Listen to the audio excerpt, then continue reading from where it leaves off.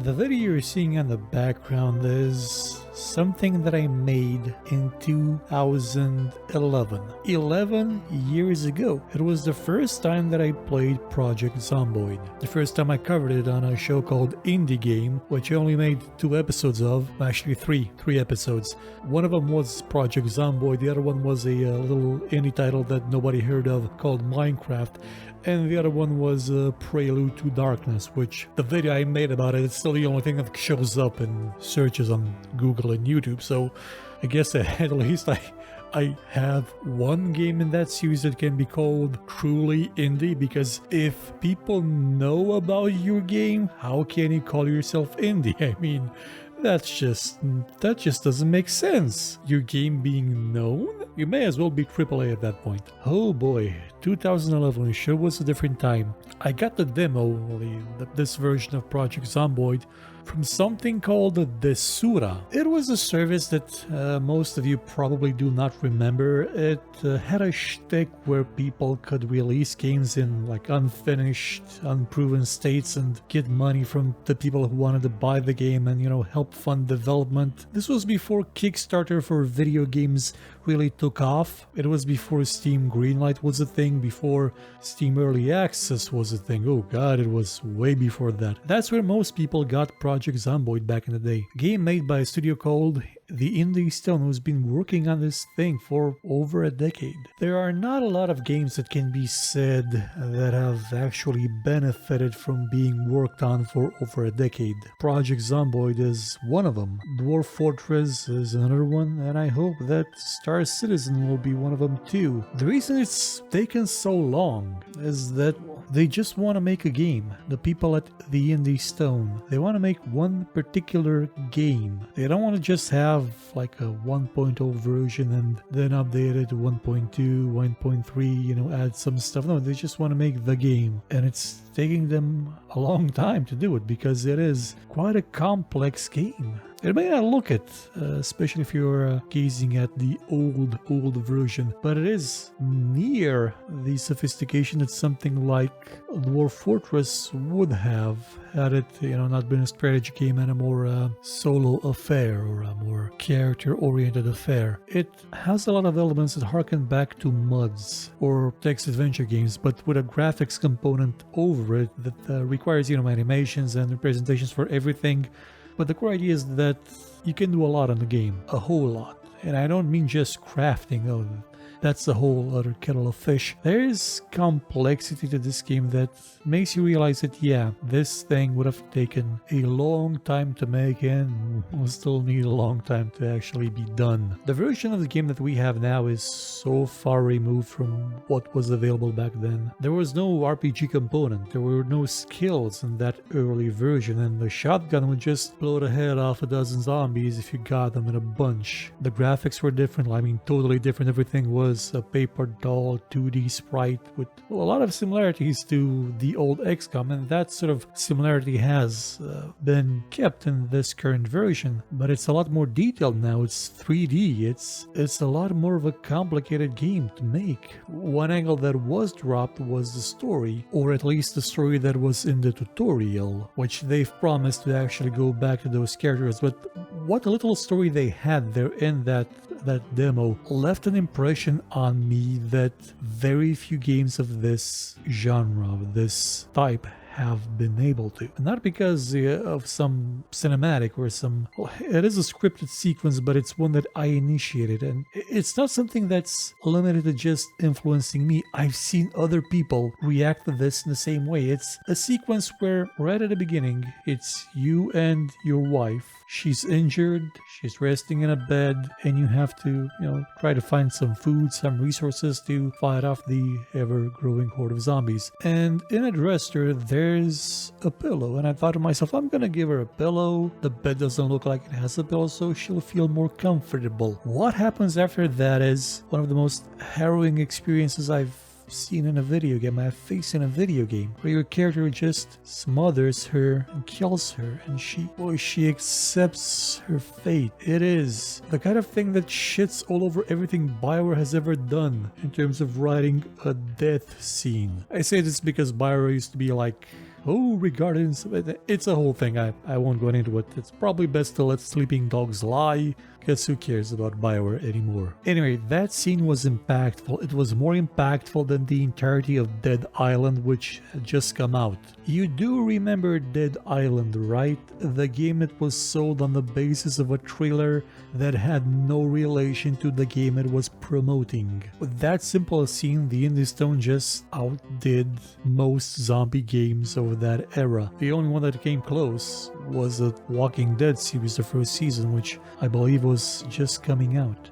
Actually, the whole zombie thing in video games was kind of started by Double Bed Productions. Brian Metsoda's studio that he founded alongside Annie Vandermeer. The guy from Bloodlines, Vampire the Masquerade Bloodlines and Bloodlines 2. Got fired from Bloodlines 2 and the game got canned. He used to work on a bunch of stuff, Neverwinter Nights and stuff. Their game was the zombie RPG. It was announced in 2009. Well, it was proposed in 2009. I say this because I want you to understand where Project Zomboid comes from what zeitgeist, what was the mood, the general feeling of the world at that time. So the zombie RPG, it was supposed to be a role-playing game where you had to survive in a zombie-filled world. We had relations with different characters and, Fallout style interactions, and it wasn't just about the zombies, it was also about other people who may be hostile towards you or not. You would have to scavenge for resources, set up a base of operations, a safe house if you will, a fort if it was big enough and if you could get enough people there, and try to survive the apocalypse. It does sound a bit like Project Zomboid, and the zombie RPG did come out eventually, well, after some time, because it was being made in collaboration with the Iron Tower Studios, the people that made Age of Decadence. And Age of Decadence was, I think the joke was that it was going to be released like Thursday after the apocalypse, or was it Wednesday, but it was released on a different day than what the joke was, which I think was a massive loss in terms of jokiness. And Dead State, when it came out, I'm like, 2014 or something, was in quite a rough shape. It got an enhanced version a year later, and it sort of fizzled. Nobody really talks about it. I should probably do a show about it at some point. But without Dead State, without the zombie RPG proposal that everybody went insane over in 2009, I mean everybody, Kerberos Productions and Paradox Interactive just shat out, probably literally, a game based on that idea in like a couple of months. It was horrible. It was just bad and barely functioned. And then everybody made a zombie game for like the next 8 or 9 or 10 years. And one of them was Project Zomboid.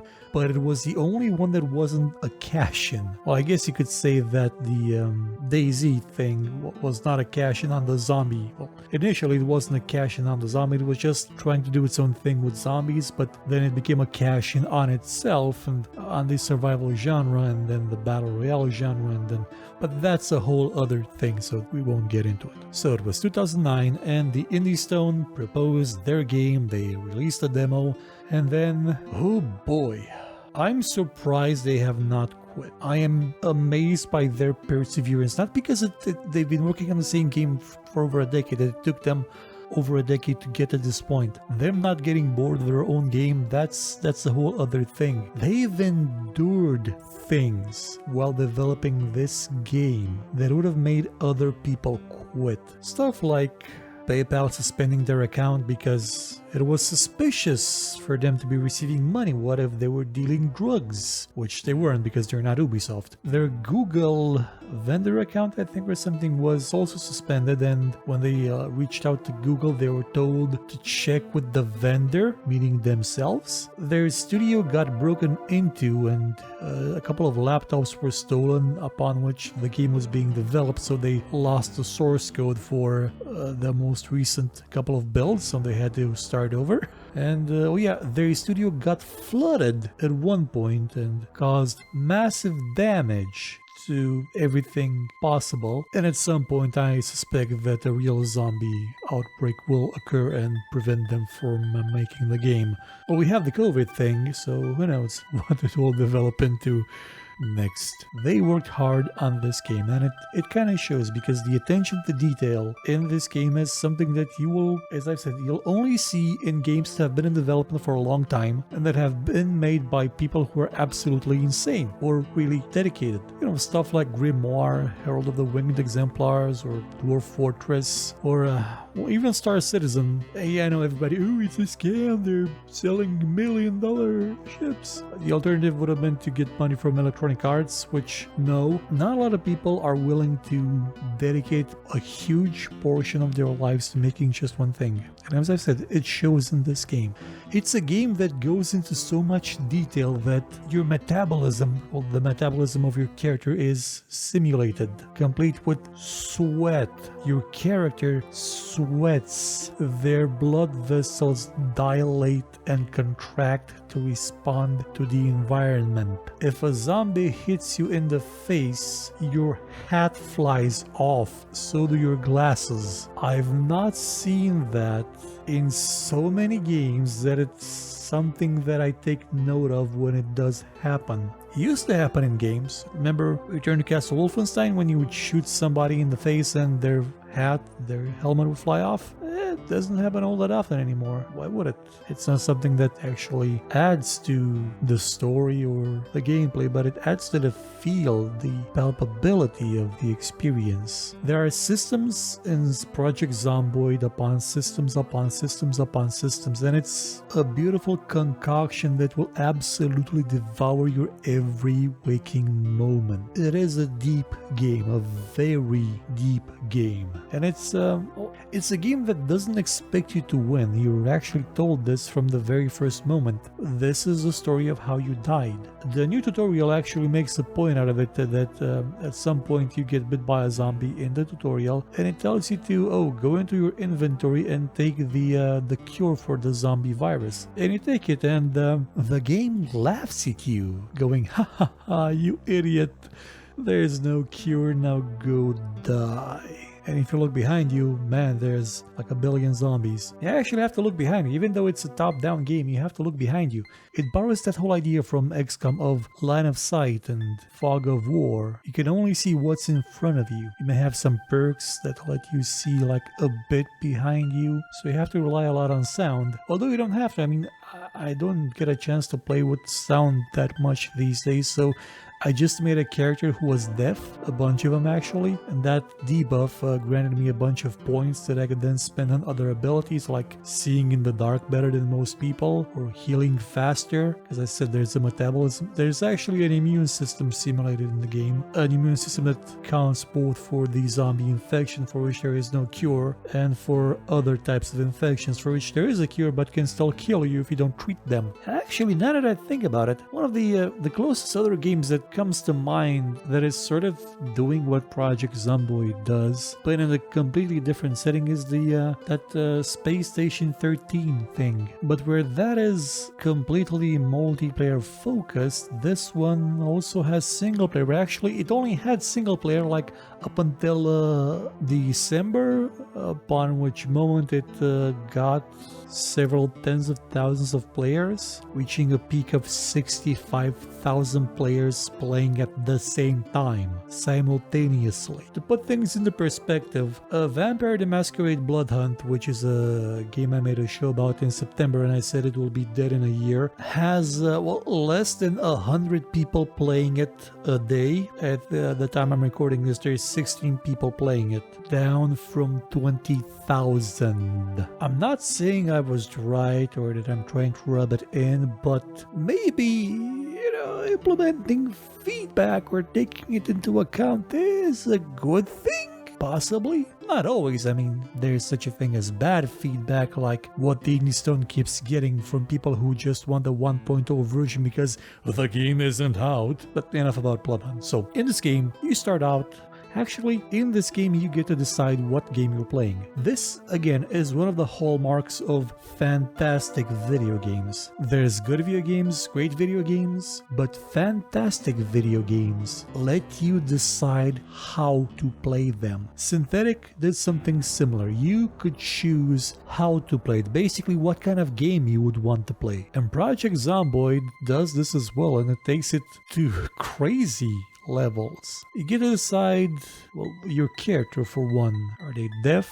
Are they fat? Can they run? Can they read fast? Do they heal slowly? All sorts of things. But you also get to decide the world that you live in, what it actually is. What time is it? What month is it? How fast does time flow? Does the power ever go out?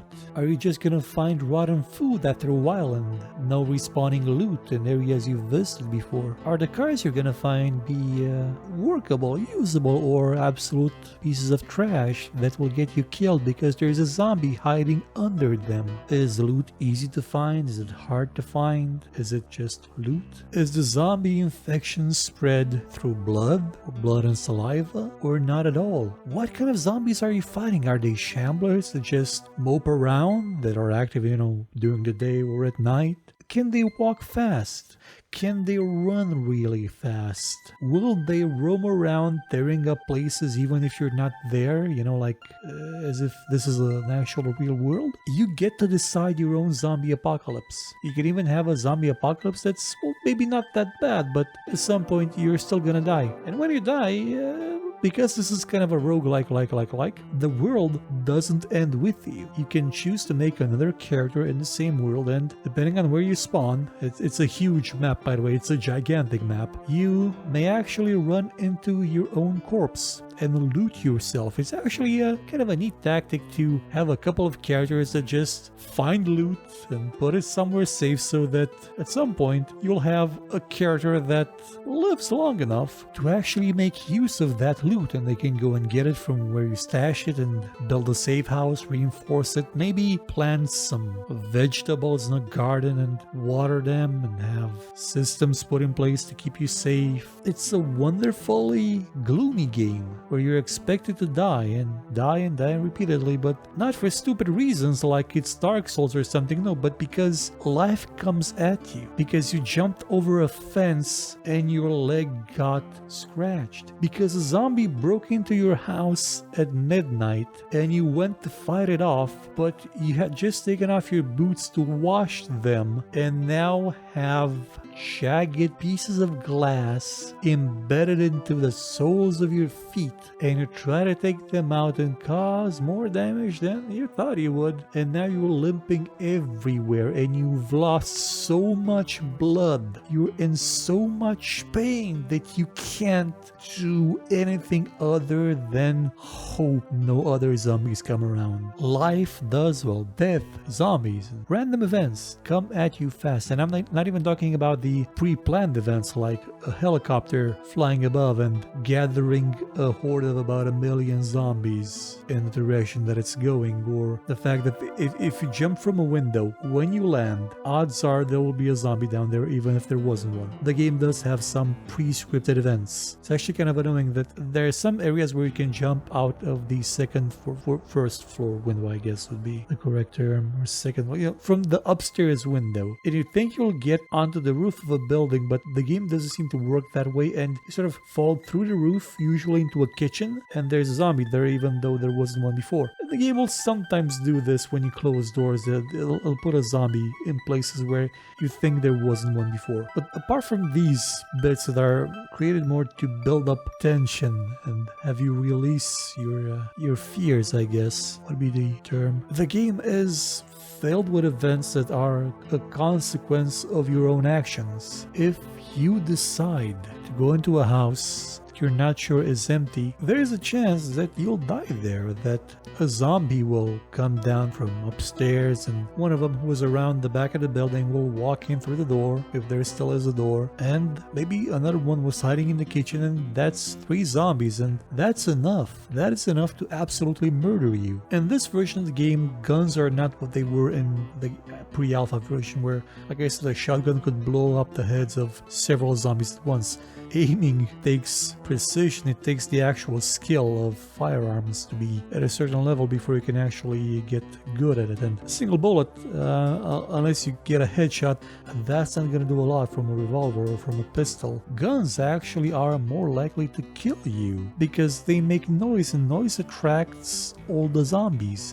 Light attracts them. If you're upstairs looking at a window, when you turn on light, good news, the zombies saw it and they're coming for you, Barbara. But the game does give you tools that lets you, using a couple of planks, some nails, and some bed sheets, make an escape ladder so you can jump from the top floor of a building without breaking your legs. You can also do it by breaking your legs, or at least spraining them, and you can limp along and jump over a fence or two and end up probably in a crowd of zombies and die there. Or if it's not the zombies that kill you, maybe it's your wounds, maybe it's the environment, maybe it's the fact that you've been running through a forest and all your clothes have torn themselves to pieces in the bushes and the trees and the branches, and there's the cold front moving in because there's a really good weather system in the game, and you are cold. You will freeze to death if you don't have proper insulation. You can put layers upon layers of clothes upon it, and I love that. I've loved that in video games since Morrowind, since Siege of Avalon, and whenever games don't let you equip more than one piece of clothes on you, that's kind of sad.